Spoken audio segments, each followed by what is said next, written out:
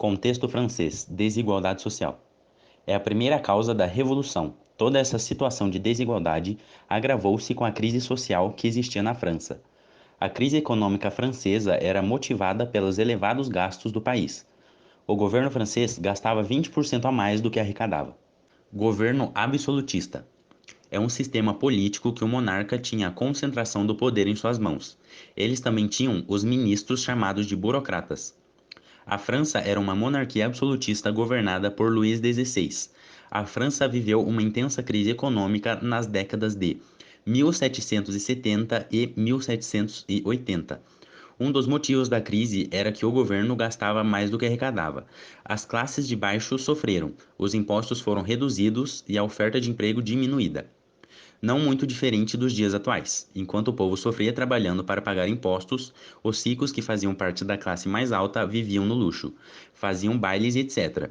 Isso gera sentimento de revolta no povo. Crise econômica. A França viveu uma intensa crise econômica nas décadas de 1770 e 1780. Um dos motivos da crise era que o governo gastava mais do que arrecadava. As classes de bairro sofreram, os impostos foram reduzidos e a oferta de emprego diminuída. Luxo na corte. Os luxos da corte eram uma parte fundamental da cultura e da sociedade durante o período monárquico, especialmente nos reinados de Luís XIV, Luís XV e Luís XVI. A corte francesa era conhecida por seu esplendor e extravagância. A corte de Versalhes, em particular, era um centro de opulência e luxo com festas suntuosas, trajes elaborados, joias deslumbrantes e uma cultura de etiqueta refinada. A nobreza e a realeza francesa competiam entre si para exibir riqueza e status por meio de suas vestimentas residenciais e entretenimento.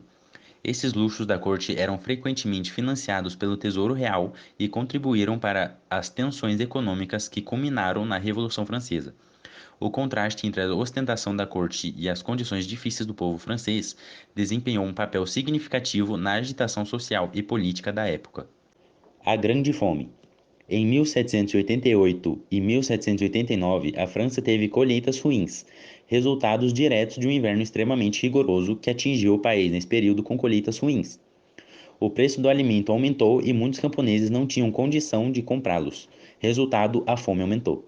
Os Estados Gerais. Reunião de representantes sociais. Em julho de 1788, houve a convocação dos Estados Gerais, este é, uma reunião para deliberação sobre assuntos relacionados à situação política da França. Nessa convocação, o conflito entre os interesses do terceiro estado e da nobreza e do alto clero, que apoiavam o rei. Taxar clero e nobreza?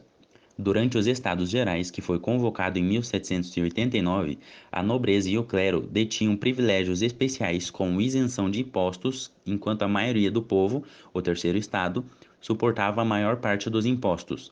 Isto contribuía para a crescente insatisfação e desigualdade social que eventualmente levou à Revolução Francesa. Voto por estados, segmentos sociais. Na Revolução Francesa, o voto por estado se referia à divisão de população entre três estados, ou segmentos sociais. O primeiro estado, clero; o segundo estado, nobreza; e o terceiro estado, burguesia, camponeses e trabalhadores. Cada estado tinha um voto e, tradicionalmente, os dois primeiros estados podiam se unir para superar o terceiro estado. No entanto, durante a Revolução Francesa, surgiu a demanda por votação por cabeça, onde cada indivíduo teria um voto igual. Isso acabou levando à abolição desse sistema de votação por estado. Discussão: Grupo X individual. Ambas as abordagens, grupo e individual, oferecem perspectivas valiosas para entender a Revolução Francesa. A abordagem de grupo nos permite examinar os fatores sociais, econômicos e políticos que levaram à Revolução. Isso inclui a crescente insatisfação do terceiro estado, a influência das ideias iluministas, as tensões econômicas e a opressão do antigo regime. Cancelamento da reunião. Eles até tentaram fazer uma discussão, mas como não houve conversa, eles cancelaram a reunião. Fase 1. A Assembleia Nacional, formada pelo terceiro estado. O terceiro estado era composto pela burguesia que estava nascendo na França naquele período, pelos trabalhadores das cidades e pelos camponeses, sendo que esses últimos correspondiam a quase 96% da população. Os burgueses estavam em um momento de ascensão na França. Durante o século XVII, com o fim do regime feudal e o início da urbanização, essas pessoas eram em sua maioria comerciantes e empresários e viviam nos centros urbanos franceses, como Lyon, Bordeaux, Paris e Marsella. Uma outra parcela desse grupo social, também muito importante para a Revolução, eram os intelectuais, acadêmicos, advogados e médicos, conhecidos como a baixa burguesia, reprimidos pelo rei. Tudo começou com a necessidade que o terceiro estado, formado por burgueses, camponeses e artesãos, teve em revolucionar a realidade da França, que era liderada pela monarquia e primeiro e segundo estado, clero e nobreza respectivamente. O objetivo principal dos atos de rebeldia era limitar o poder absolutista do rei Luís XVI e retirar privilégios que os nobres e a Igreja Católica tinham. O terceiro estado começou a achar injustas as decisões políticas e econômicas que eram tomadas sem eles. Criticaram a existência do feudalismo e sentiu a falta do poder de decisão do povo nos assuntos do país. Revoltas urbanas e a queda da Bastilha. A queda da Bastilha foi o assalto popular à Bastilha, antiga prisão símbolo da opressão do antigo regime francês. A tomada dessa prisão foi consequência da tensão popular provocada pela crise econômica e política que a França enfrentava no final do século XVIII. A tomada da Bastilha foi organizada pela Proporção de Paris no dia 14 de julho de 1789 e tinha como objetivo ter acesso ao estoque de pólvora que lá ficava armazenado. Esse fato aconteceu pouco depois do ataque ao Hotel dos Inválidos, local onde a população parisiense havia obtido armamentos. Revoltas no campo. Grande Medo. O Grande Medo foi um movimento popular que se desenvolveu na França entre 20 de julho e 6 de agosto de 1789. Organizou-se nas províncias francesas devido a rumores sobre conspirações aristocráticas e pela emoção que as notícias provenientes de Paris provocam entre os camponeses.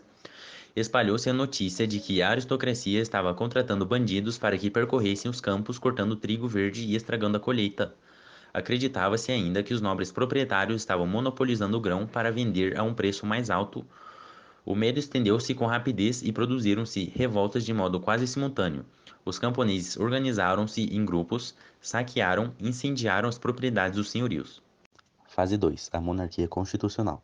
A monarquia constitucional foi um período em que a França foi governada por uma monarquia limitada por uma constituição. Isso quer dizer que o rei continuava mandando em tudo, mas com um poder um tanto reduzido por ter que respeitar uma constituição. Isso ocorreu após a queda da monarquia absoluta e antes da instauração da república como um meio-termo. A monarquia constitucional teve início em 1791 e teve seu fim em 1792, pois a estabilidade política e as divisões dentro da sociedade francesa a levaram eventualmente à sua queda. Fim do absolutismo. O fim do absolutismo na França pode ser considerado a partir da queda da Bastilha em 1789. Este evento simbólico foi um marco como o início do colapso do poder absoluto do rei. O absolutismo foi oficialmente abolido com a Constituição de 1791. O período que se seguiu foi marcado com uma luta pelo poder entre diferentes grupos políticos, culminando na execução do rei Luís XVI em 1793. A queda da monarquia consolidava o fim do absolutismo. Divisão entre os poderes. A divisão entre os poderes foi influenciada por ideias iluministas e se refletiu na estrutura política adotada pela Assembleia Nacional Constituinte em 1789. Os três poderes eram: poder legislativo, representado pela Assembleia Nacional, que tinha o poder de fazer leis e tomar decisões políticas. Poder executivo. Inicialmente era exercida pelo rei, mas após a queda da monarquia absoluta foi dividida entre diversos órgãos, como o Comitê da Salvação Pública. Poder judiciário, responsável pela aplicação da lei e pela administração da justiça, incluindo tribunas e magistrados. Essa divisão refletia a busca por um equilíbrio de poderes e uma necessidade de evitar concentrações excessivas de poder em uma única autoridade. Declaração dos Direitos do Homem e do Cidadão. A Declaração dos Direitos do Homem e do Cidadão foi um documento culminante do Iluminismo, promulgada durante a Revolução Francesa. Ela define os direitos individuais e coletivos dos homens, inspirada nos pensamentos iluministas e na Revolução Americana. A Assembleia Nacional Constituinte da França Revolucionária aprovou essa declaração em 26 de agosto de 1789. A declaração proclama os direitos naturais, inalienáveis e sagrados do homem, com o objetivo de lembrar constantemente a todos os membros da sociedade seus direitos e deveres. Fim da servidão. O fim da servidão na França, que refletiu mudanças sociais e políticas.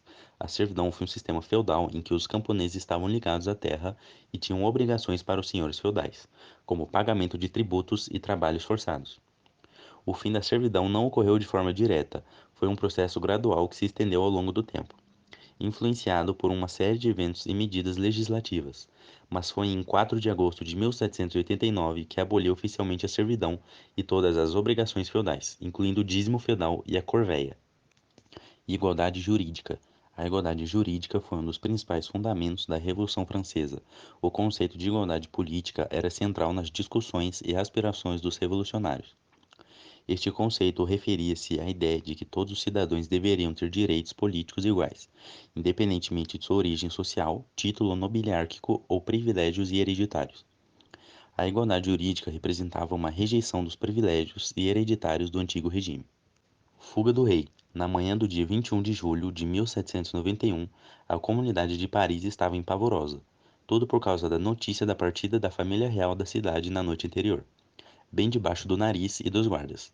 Há muitos boatos sobre a possibilidade da fuga de Luís XVI, eram correntes, mas poucas lhe davam créditos, uma vez que o rei, a rainha e seus filhos eram mantidos sob intensa vigilância no Palácio das Tulherias. Queda da monarquia. No dia 10 de agosto de 1792, os parisienses, liderados por um grupo revolucionário conhecidos como sans-culottes, tomaram o Palácio das Tulherias, onde viviam a família real. Nesse momento, a monarquia francesa acabou de vez, dando lugar à República pronunciada no dia 21 de setembro.